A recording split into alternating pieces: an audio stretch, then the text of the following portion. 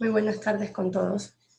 Me permito presentar el tema número 3, aula invertida, del curso de inducción para docentes noveles en el que actualmente me encuentro. Este trabajo es para el subnivel de básica superior. Quienes habla, la licenciada Anita Alburquerque Rivas, con un tema de ciencias naturales, en la asignatura de ciencias naturales. El tema es los organismos unicelulares y pluricelulares. El objetivo de esta clase es conocer las características de los organismos unicelulares y pluricelulares mediante la proyección de imágenes y de contenido ilustrado para poder lograr diferenciarlos. Un organismo unicelular está constituido por una sola célula. Es lo que debemos conocer principalmente.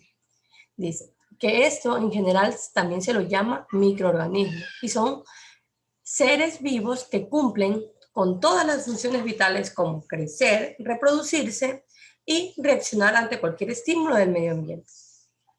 Los ejemplos que podemos decir de un organismo unicelular son las bacterias, los protozoos, las algas como la levadura.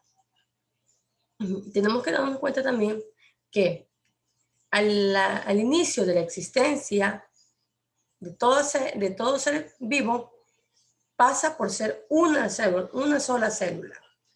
Por eso decimos que los organismos unicelulares proceden de una única célula en el origen de su vida.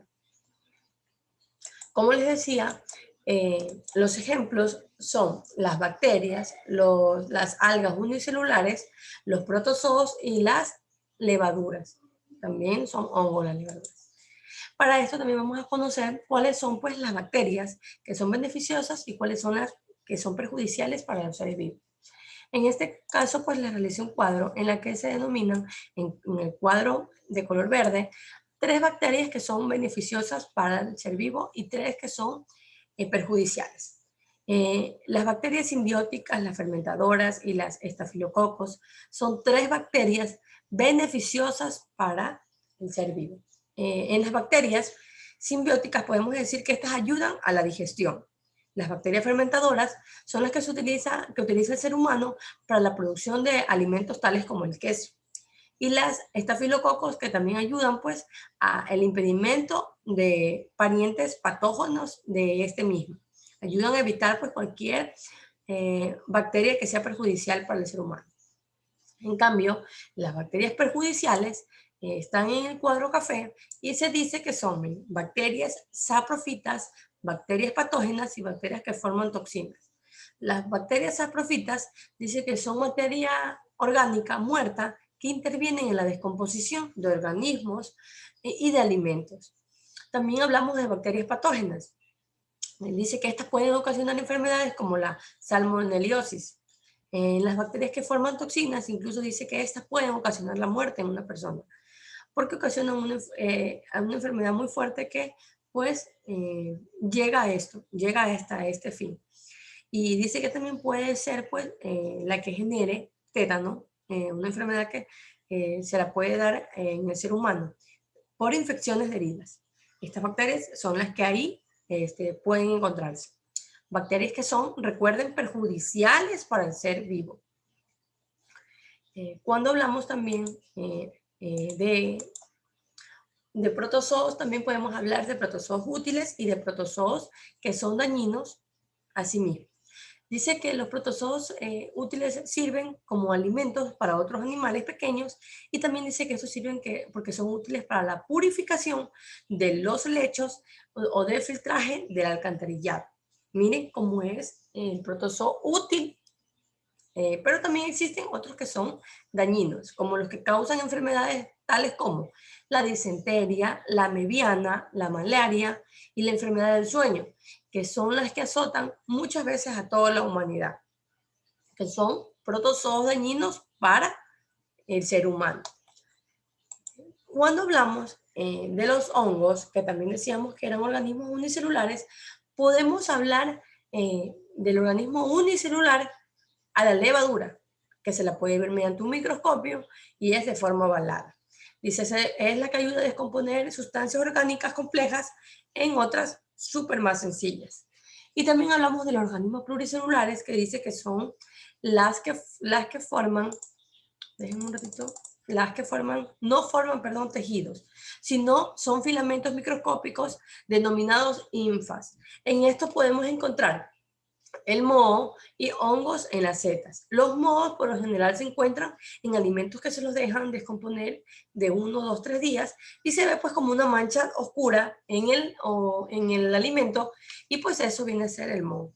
Y en las setas, estas en cambio son como pequeños honguitos que se pueden ver en los tallos cuando se corta una planta y se deja descomponer la misma en el ambiente. Se la puede observar a estos hongos porque empiezan a salir pues de los tallos que están ya cortados, porque se empieza a descomponer la planta.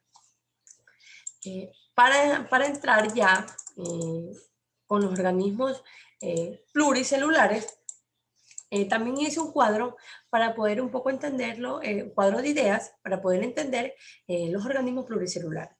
En el primer cuadro nos dice que los organismos pluricelulares son aquellos que forman un gran número de células diferenciadas. Ese es nuestro primer cuadro.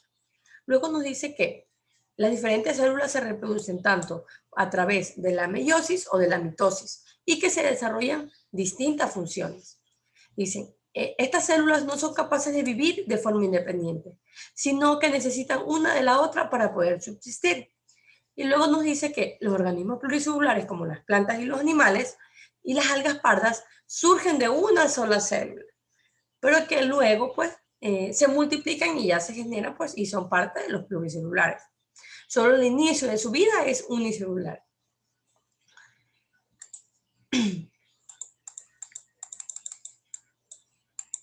Tenemos que tener en cuenta también que los organismos unicelulares podemos encontrar de diferentes tipos. Y aquí vamos a decirlo por qué. Dice que están formados por muchas células, como les dijimos anteriormente ya. Muchas células que funcionan como un todo integrado. Y también dice que existen distintos tipos de organismos pluricelulares, según los niveles de organización. En los niveles de organización nos dicen que existen organismos unicelulares sin tejido, como nos da ejemplo los hongos o las setas.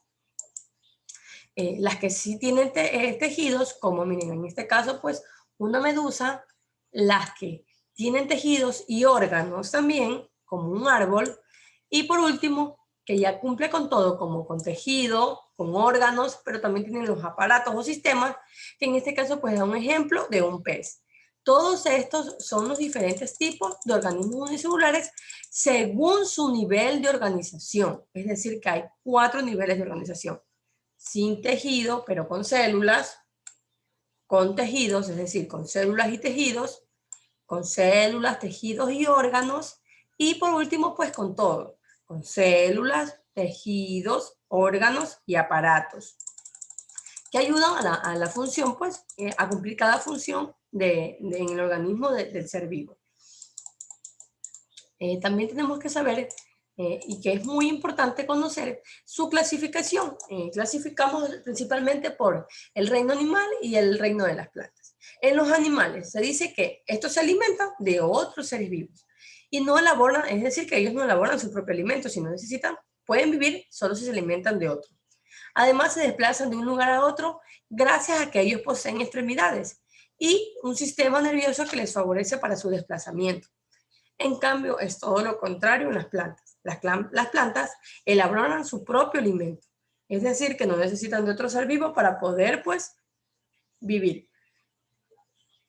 Estas, en cambio, no se pueden desplazar por el medio ambiente, sino pasan fijas a la tierra y a donde nacieron, crecieron, ahí nacen, crecen, reproducen y mueren, es decir, cumplen todas sus funciones vitales.